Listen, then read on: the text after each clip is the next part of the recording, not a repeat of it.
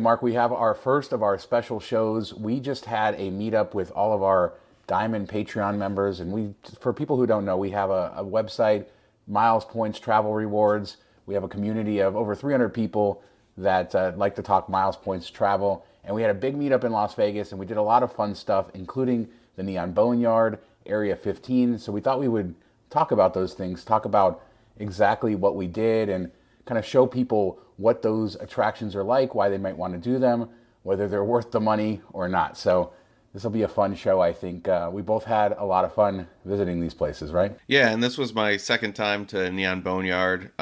Didn't go as well as the first, but we'll talk about that a bit more. But yeah, I was excited to check out Area 15, and we did a lot of the main things there, the three kind of key things everybody wants to hit. So that's good that we have all that info, and then of course the main area is kind of crazy too. So lots of good footage. Yeah, so let's talk about the Neon Boneyard to start. You were talking originally with them about doing a group booking, but then we ended up just sort of buying individual tickets, right, for two different times, and so we were kind of mixed with other people, but it worked out pretty well. What kind of options do people have for visiting the Neon Boneyard? Yeah, during the day, you can just do kind of where you walk around on your own, and it's a little bit cheaper ticket. They just kind of open it up to anybody that wants to come in, and you just do a self-tour, checking out the signs. But a lot of people want to go at night because that's when they light up a good portion of the signs. Not all the signs are operational, but a good portion of them are, and that's kind of cool, seeing the sunset and then all these old school Vegas signs. So that is $28 a person if you're not a local. What is it, $24 if you're a local? Something like that. Yeah, you get a little big local discount there.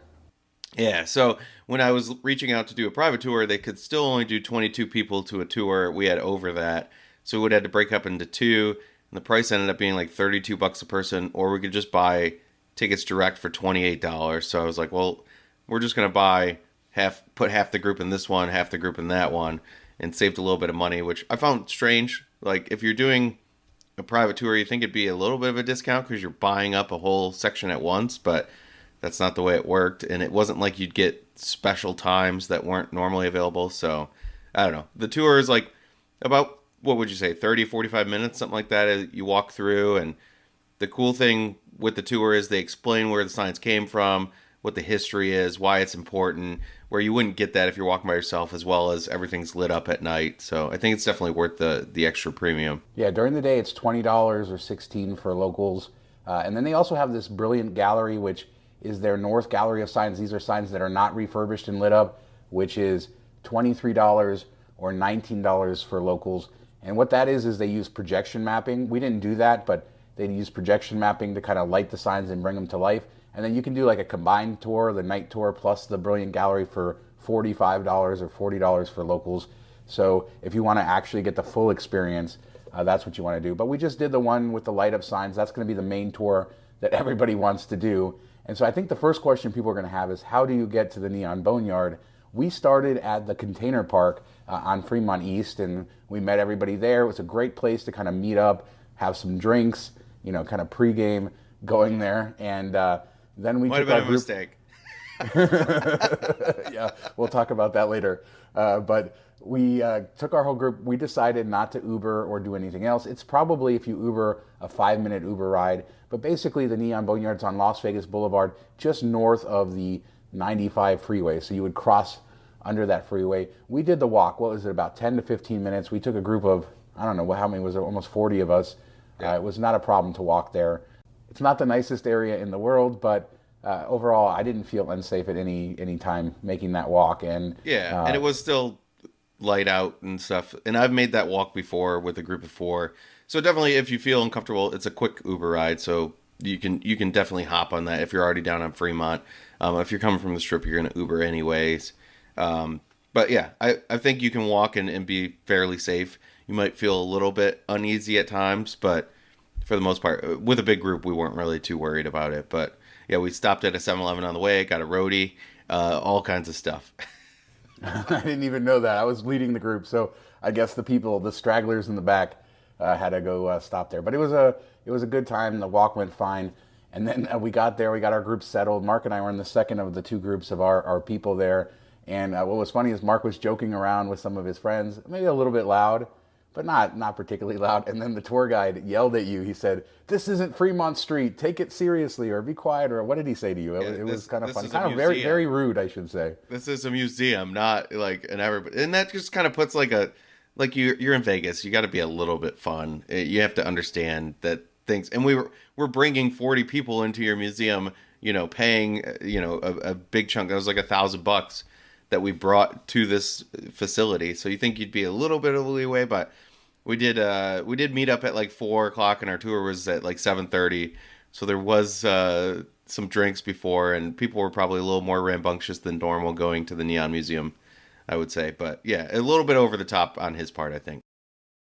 I agree, but it did work, right? Everybody was in line the rest of the tour, so maybe he knows what he's doing, and he probably has to deal with that quite often. But so he took his job very seriously, which I appreciated, because like you said, he explained all the history and he really went into detail. And you walk through and you go kind of sign by sign. It's sort of like a circular fashion. The first sign you kind of see, this is actually where the tour ends, but you see it because it's so big and stands out. When you go back there is the Hard Rock guitar from the old Hard Rock Cafe, which sat on the corner of like where Virgin Hotels is right now. And that's kind of a really cool way to kind of start it all off, just to see that and be like, yes, we're going to go right into Vegas history, see some of the really interesting signs that made this town what it is, and they're really iconic.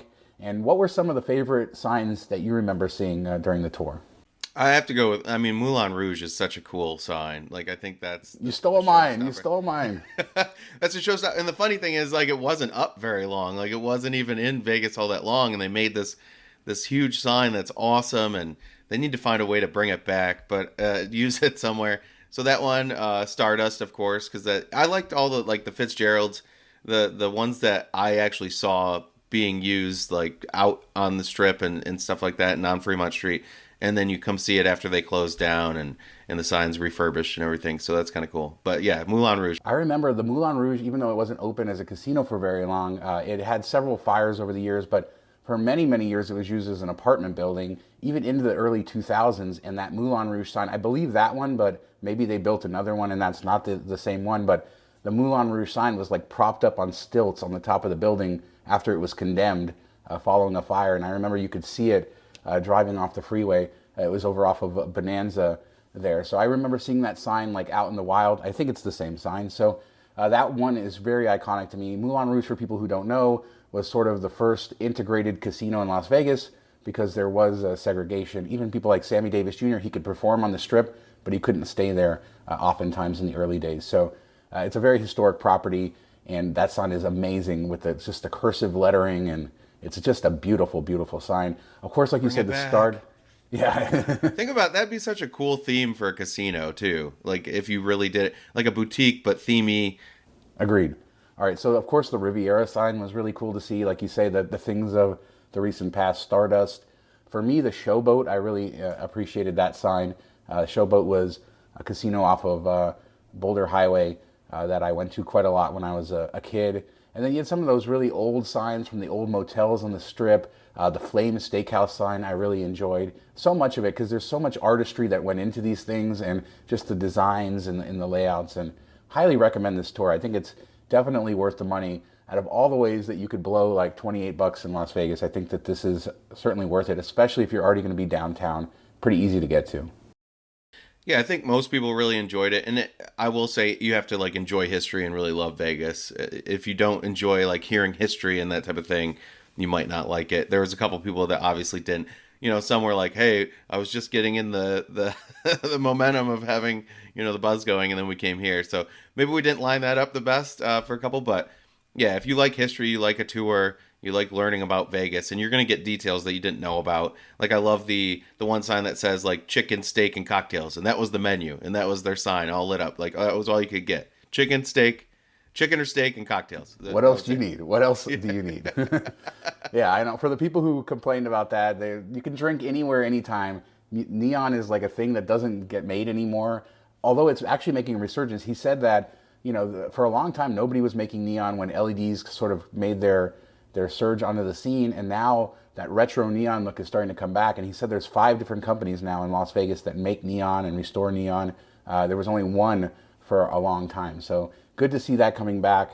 I highly recommend this. I think you really enjoyed it. Sorry for the people who wanted to go get drunk instead of it was just a small group, but we did. I will say the tour guy, he totally redeemed himself. We were gonna go to Frankie's Tiki Room, and he's like, "Oh, where are you guys all heading after this?" And he's like, "No, don't go there. It's too small. Go to Golden Tiki." And Golden Tiki is a little bit off the strip in a strip mall, and you totally don't expect it when you walk in. And my buddy had been there before. He wasn't sure which tiki bar he had been to, but he had been to one of them. And he walks, he's like, "Yes, this is that place." And Shawn, I'm sure will put up a video right now of it. But you walk in, and my wife said, "That looks like Mermaid's bedroom, or like Mermaid's house, or so, like the Little Mermaid's house." It's just insane, the levels they go to in there. And the drinks were really good. Service was great. Everything was amazing. So check that out for sure if you love tiki bars. Start with the Lost Spirits Dispensary. I didn't do this. You did it. Now, Distillery, not dispensary. We weren't smoking weed. We were drinking. Sorry. It's Vegas. I just have that word in my head. But